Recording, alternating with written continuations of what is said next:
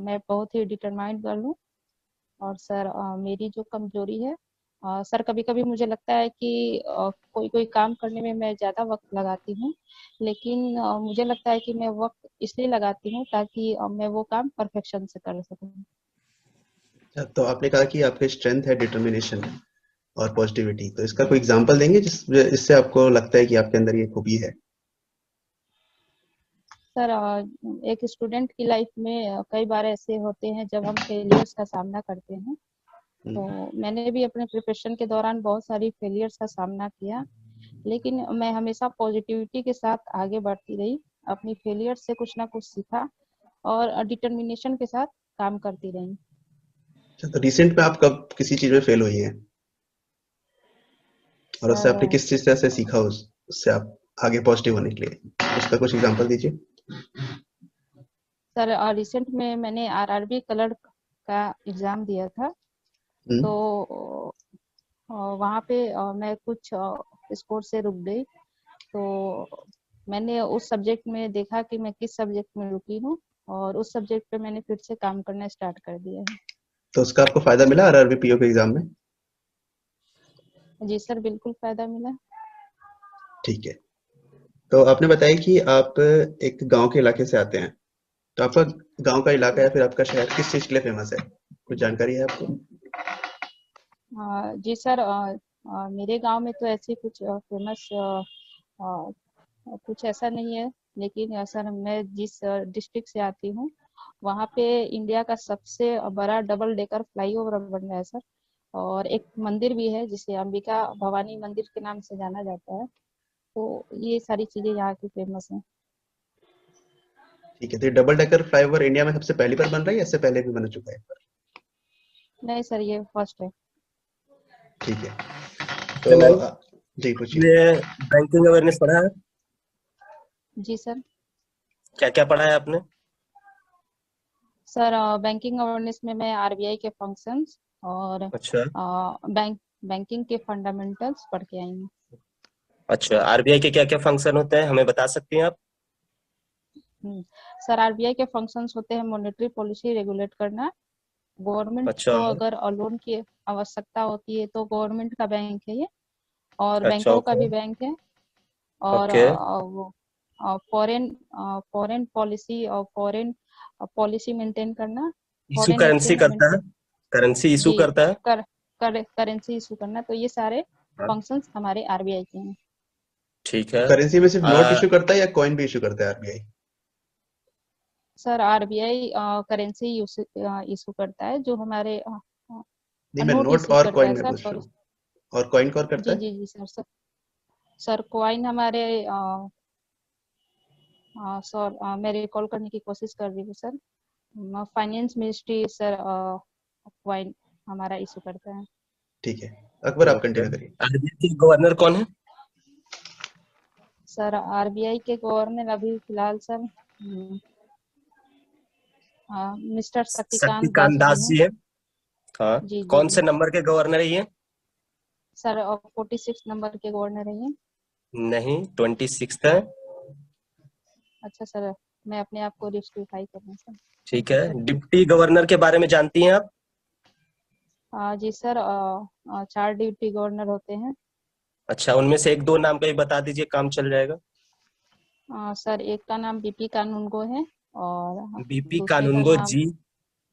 हाँ बीपी कानूनगो जी, और माइकल हाँ। पत्रा जी सर। जी हाँ ठीक है। ठीक है, और पूछिए आप विकास भाई।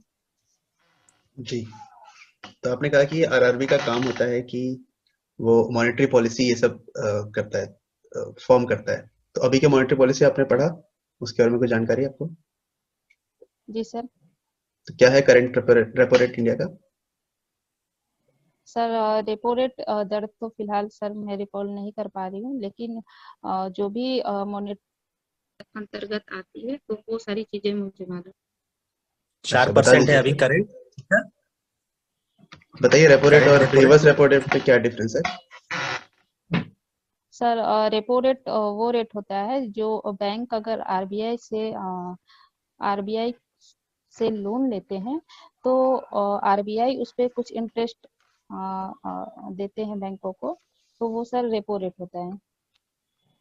और रिवर्स रेपो रेट? अच्छा, reverse repo rate? और रिवर्स रेपो रेट सर इसका अपोजिट होता है। अगर आरबीआई को आरबीआई बैंकों से लेती है मनी कैश के रूप में सर, तो वो रिवर्स रेपो रेट हो जाता है। ये कौन-कौन से बैंक ले सकते हैं? सिर्फ प्राइवेट सेक्टर ले सकते हैं या फिर पब्लिक सेक्टर भी ले पाते हैं? सर सॉरी सर, इसका आइडिया नहीं है सर। कुछ जो सोच सकते हैं शेड्यूल्ड आप? कमर्शियल बैंक होते हैं वो ये फायदा उठा सकते हैं, ठीक है। जी सर, थैंक यू सर। ठीक है। तो बताइए कि जैसे अभी देखा जा रहा है कि प्राइवेट बैंक प्राइवेटाइजेशन किया जा रहा है और इस बार फाइनेंस फाइनेंस मिनिस्टर ने अनाउंस भी कर दिया कि 3 बैंकों को किया जाएगा। तो क्या लगता है आपको कि ये सही स्टेप है इंडियन इकोनॉमी के लिए? सर अभी तो मैं पब्लिक सेक्टर बैंक के लिए इंटरव्यू देने आई हूँ। और सर नहीं, मैं आपके करियर के जिन्हीं हिसाब से नहीं बैंकों पूछ रहा हूँ। मैं आपसे पूछ रहा हूँ कि इंडियन जी इकोनॉमी के लिए क्या ये सही स्टेप है? आपको क्या लगता है? सर मुझे लगता है कि फाइनेंस मिनिस्टर ने अगर अनाउंस किया है तो कुछ ना कुछ इसके पॉजिटिव और निगेटिव इम्पैक्ट देख के ही अनाउंस किया होगा सर।